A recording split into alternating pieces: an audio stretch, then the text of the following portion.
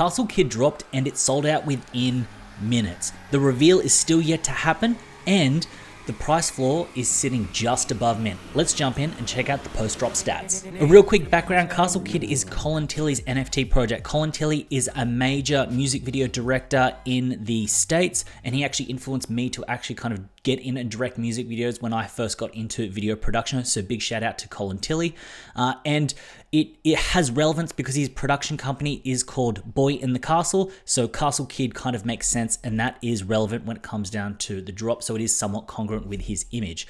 Let's jump on over to OpenSea to get a snapshot of the project right now before reveal. You've got the 10,000 items, 4,700 owners, which is quite healthy. It's sitting close to that 50% mark, and the floor price of 0.103. The mint price is 0.08 for the pre-sale and 0.1 for the public sale. When we head on over to Nansen, we can see that it was deployed 55 hours ago. Now, what is crazy here is that you've got the volume on the public sale day. Now, I can honestly tell you that when I was watching this in the pre-sale, I didn't see much movement, and then all of a sudden it basically shot up. It was absolutely crazy, and you'll actually see that the average price jumped up to 0.16, and this was right before the public sale because there was a lot of FOMO and a lot of hype around the project. Now, I'll butt in real quick and say that the tool that I'm using is Nansen. There's a link to a tutorial up there. It is quite long, and this is a paid software, but it is very helpful when it comes down to the statistics that you can get on NFTs.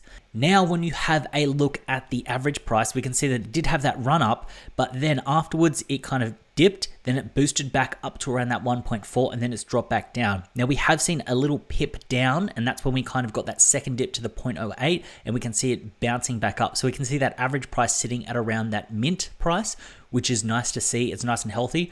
If this little recovery here didn't actually make it, then I would be a little bit worried, but the fact it kind of looks like it pumped back up kind of shows that people are confident in this project. Now, when we have a look at the individual transactions, we can see that the moving average is in a downtrend. Now, this isn't necessarily bad. The reason that we are seeing a line like that is that there was a lot of hype on this and a lot of build up in the pre-sale, and you can see this with the chart here with the volume. So you can see that there was a little bit of volume and it was flat, and then that's why the price would have been quite high and moving down, because there would have been people not knowing if they'll get any on the public sale day, so buying them in the secondary market. So that's how you can interpret this chart and this data here. It isn't bad that it has gone down like this, but it just shows you that there was a lot of FOMO in the public sale aspect when it comes down to the project.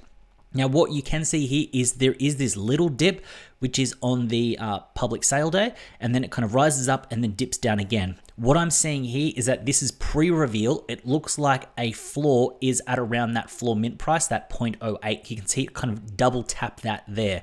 Now, because this is pre-reveal, I do believe that there will be somewhat of a pullback, but it's showing that sort of before the reveal, it kind of doesn't want to drop below that mint price, which is nice and healthy to see. If the price was dropping well below that, that's when I'd get a little bit worried about this project. Now, when we come down to the top balances, what I like to see here is there is a very healthy distribution. The top holder has 51, and to round out the sort of top 15, it is 20. It's nice to see that the difference between the top two, not too much. Then it kind of drops down to 37, 35, 30, and it rounds out at around 20.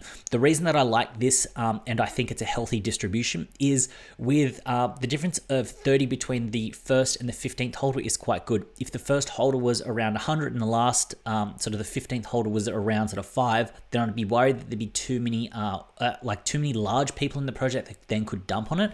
But the fact that there is somewhat of an even distribution shows the fact that people are kind of bullish on the project, and they kind of want to see what happens with the reveal. You'll also notice that everyone has received them and they haven't actually sold them. And you can see this with the NFTs sent column. Now, when it comes down to the unique holders in this project, we can see here that it has just gone up. It's gone up, up, up. That's nice to see. We would need to see this play out for about a week or so to kind of see where it consolidates and see if after reveal people do offload their hands. But the fact that it's just adding more unique addresses is good to see. When it comes down to the percentage holding one NFT, this is nice as well, and it is at a healthy 53%. Now, I would like to see the unique addresses closer to around 5,000, so around that 50% mark. but sort of 47% isn't bad. And when it comes down to the percentage holding one NFT, that 53%, that's good, that's healthy. It would be nice to kind of see that closer to 60, but overall, that's not a red flag when I look at the distribution of holders. The balance of diamond hands, and this makes sense. The fact that we had all of the people holding on, and then it dipped off a little bit. So basically what this means is it means that on the pre-sale, there's some people that scooped up some, and then as the average price ran up here right before the public sale, they offloaded some. So that isn't a bad sort of statistic, but that's kind of just showing you what happens when it comes down to the diamond hands. You can see that they've offloaded just a little bit. Now, when it comes down to the profit leaderboard, this is quite insane if you've seen other profit leaderboards before. The reason being is that the top profit takers only taken sort of 1.7 ETH. Usually I would expect this around sort of 3 to 4 pre-reveal. And after reveal, I can see they're getting up to around 10 or 15 as a minimum. But the fact that the top 15 round at almost half an ETH shows you that there is somewhat of a big cult-like following and people that believe in this project and they really want to hold on for the reveal. But saying that also does make sense with where the current price floor is sitting. The majority of the holders got in at around that mint price, and it hasn't necessarily done a huge run-up after that mint price. Now, when we come down to the entry points of the top 5 buying addresses, no surprise here, it's all at around the 0.1, which is the public sale day. So nothing you can kind of take away from here, but it does mean that if you did get one for under that 0.1 mark, you're getting in at a discount of where the top 5 buying addresses believe this project should be sitting.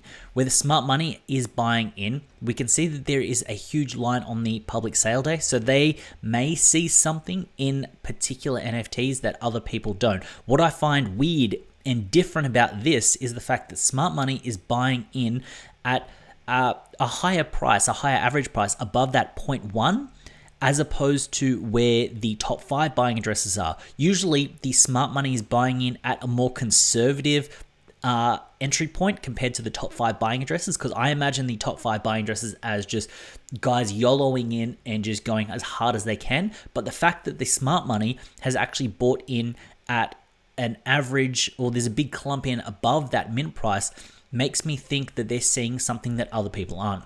And then you also do have some at around that 0.08 mark. So overall, what do I think of Colin Tilley's Castle Kid NFT project? Like I said, I'm a big fan of Colin Tilley. He actually inspired me to kind of go out and direct some music videos myself when I was a little bit younger and getting into production. So I have to applaud him for that. When it comes down to the utility, I think it has some good runway when it comes down to access to sets, access to Colin Tilley himself. And I believe that that will get a few mainstream sort of people in and on board, which I think is quite good. The more people we can bring into the space and kind of get them to enjoy it, the better.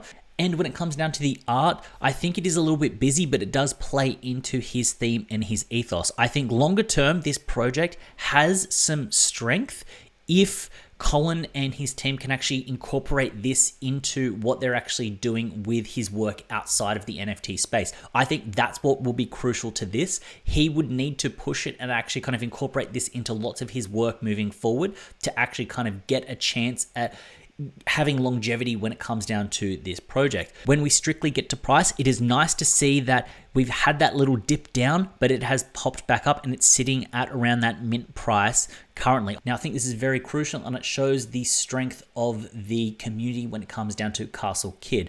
There will be a dip in price, and I believe that we'll get to that 0.08 to 0.05 mark post reveal, and this will really determine the long-term strength of the project. Now, the reason that I believe it'll get down to that mark post reveal is the fact that typically projects will kind of drop post reveal, and this will be the sign on the future strength of the project if the community then rallies around it, or if some of the newcomers that are in there get scared and then essentially paper hand and sell out their project. If you are in this project and you're a big fan of Colin Tilley and you really like the vision and the potential of what he can do, don't be scared when the price does kind of drop lower. But this will be contingent on your risk tolerances when it comes down to the project. I'm not saying you should hold on for dear life and just hope it goes back up, but you will see a reduction in price from its current point. But saying that, I do believe there is some long-term potential when it comes down to the project because of his ability to craft a narrative, craft a story, and create media around it. So that's where it would actually have to go to kind of get some of that longevity. But short term, I do believe there will be a drop down below mint price. That means if you are looking at getting into this project, hold off, wait for reveal, and then be prepared to kind of snap up a bargain and snap up a deal there. In terms of long-term price protection and where this can go, there are over 200 people that own more than 5 of these NFTs, which shows you that if the price was to run up to around a 0.2 or 0.25, there are lots of people that may actually offload some to recoup some of their costs. So I do believe that there will be sort of a price ceiling at some point, but this really is contingent on the utility-based aspects when it comes down to this project and actually executing on the roadmap.